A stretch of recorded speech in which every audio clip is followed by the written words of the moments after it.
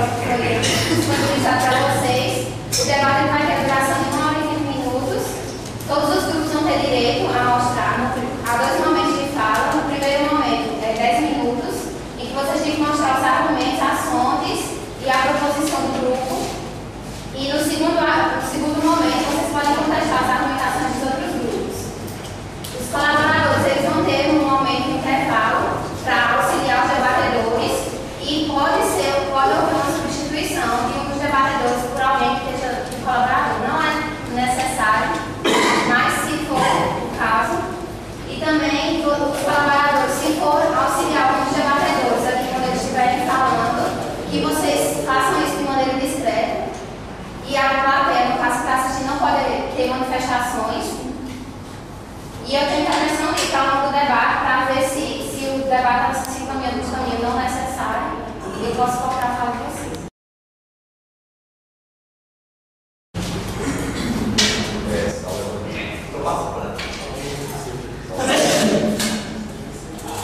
Esse aqui vai ser o primeiro grupo para debater.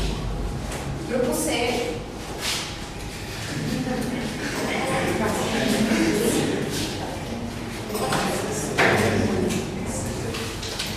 Depois o grupo A e por último o grupo B.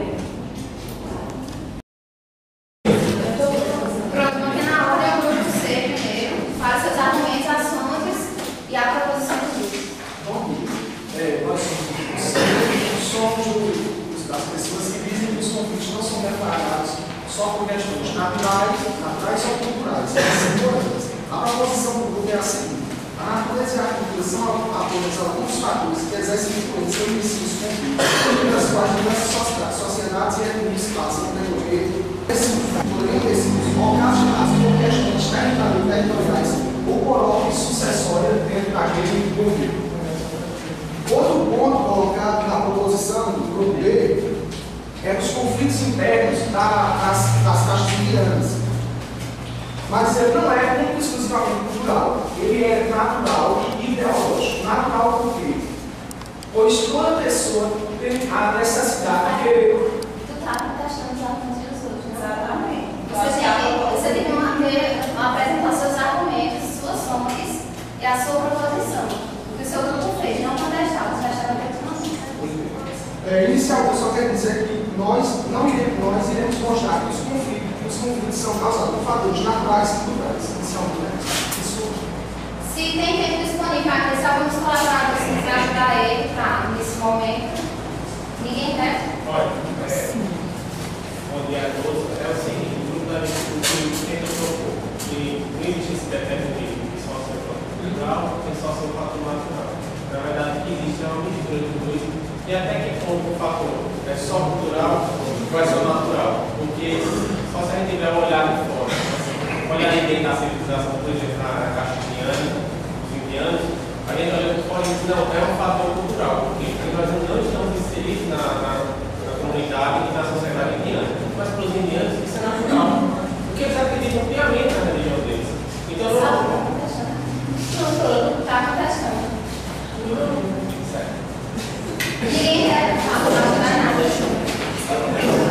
Pronto, agora é o grupo A. Primeiramente, bom dia a todos. Os debates nós somos do grupo A. Nossa proposição é a seguinte: que são os conflitos são determinados pela natureza humana, sabendo que a cultura tem sua influência, mas de uma forma quantificada. O ser humano, desde a pré-história, marcou e marca sua existência por disputas e necessidades básicas, por subsistência, interesse e relações de poder, que no decorrer do processo histórico sempre teve aspectos instintivos humanos. Então, basicamente, essa vai ser a nossa defesa da apresentação do debate, dando alguns exemplos aqui que a gente vai ter com temas derivados das nossas proposições: conflito Israel, Palestina, judeus e árabes. A gente vai falar, pegamos artigos aqui falando da natureza humana, revista dele também. É o artigo, posso lembrar, o artigo de Agnès Souza, que vai falar sobre esse conflito Israel e Palestina, e um artigo de Andréa Lessa, que ela vai falar sobre essa questão do conflito, como se dá o conflito, como se vai constituir esse conflito. E vamos falar também. Nós ficamos representando o grupo e nossa tese é a favor da cultura. Só que nosso grupo é composto por Arthur Marcelo, Lino, Daniel Tavares, José Barreto, Laís Honório e Maiane e Isabela. E aí nossa tese inicial vai se enrolar dentro da perspectiva das ciências humanas, com ênfase na antropologia. Inicialmente, para começar a conversa, a gente achou interessante, a gente vai definir cultura, a gente trazer um conceito, porque existem muitos conceitos mais restritos, conceitos mais amplos, que a gente precisa partir muito pouco. Então, nesse sentido, primeiro vai ter a nossa proposição, que é a cultura tem forte influência na formatação das práticas sociais, elaborando para modelos de comportamentos, valores, crenças, ideologias e relações amistosas ou não entre povos e civilizações. Constitui-se a partir de um processo de comunicação, integração e socialização de saberes e modos de percepção da realidade humana. E, nesse sentido, apresenta-se também como variantes de uma localidade a outra, de um povo a outro, salvaguardando as devidas peculiaridades do caráter social, formando assim o que a gente chama de pluralidade cultural. Nesse sentido, a gente vai usar um conceito de cultura mais amplo para parar essa tese, que é de Maria Helena Chalon, que é liderança da PUC e estuda filosofia e antropologia cultural. E aí eu falo aqui, o momento da separação entre natureza e cultura é o surgimento da lei humana, em substituição à lei natural. A lei humana é o imperativo que organiza toda a vida dos indivíduos da comunidade, determinando o modo como são criados os costumes, como são transmitidos de geração em geração, como fundam as instituições, religião, família, formas de trabalho, guerra e paz, distribuição das tarefas, de poder e etc. A lei não é uma simples proibição para certas coisas e obrigação para outras, mas é a afirmação de que os humanos são capazes de criar uma ordem de existência que não é simplesmente natural, ou seja, física e biológica, mas esta ordem é também simbólica. As nossas referências, lá vai prestar para a gente alguns livros também. A gente teve livros que a gente consultou, mas alguns sites que a gente também vai disponibilizar os livros no mercado. Então, para contar nossos argumentos, nós usamos livros Temas de Filosofia, de Maria Lúcia de Arthur Aranha e Maria Helena Pires, Os Conjuntos de Personalidade, de Ralph Linton, Orientalismo, o Oriente como Invenção do Ocidente, que foi estudado pela primeira unidade, que é de Eduardo Said, e Edgar Morin, Ética, Cultura e Educação, que é um livro que foi organizado por antropólogos e sociólogos, que são Alfredo Pena Vega, Cleide Almeida e Isabel Petragueira. Além de Filosofia Construindo o Pensar, de Dorian Contri e Alessandro Bigletti. Usamos sites também, que é o Dicionário de Sociologia, links como conflito, para que nós venhamos ter o conceito que é conflito, e usamos o site Mundo da Educação como Educação. Não vai separar a diferença, porque é justamente estabelecer a diferença entre a animalidade e a racionalidade, entendendo os aves como um produto.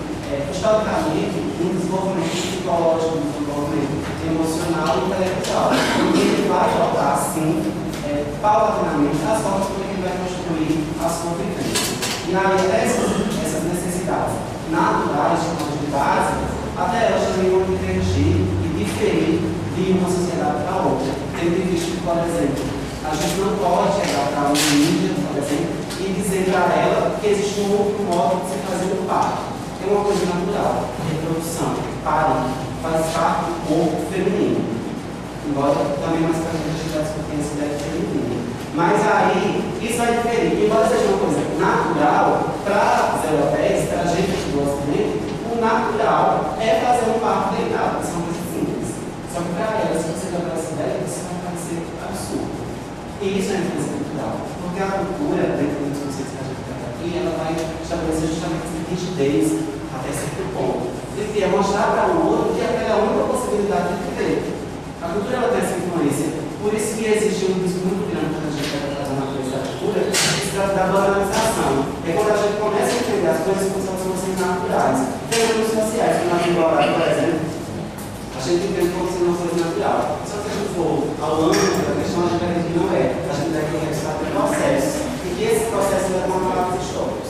Os fatos históricos, por só, vamos citar aqui alguns fatos, mas também vamos nos preocupar muito mais com essa perspectiva antropológica em pensar a construção dos processos culturais.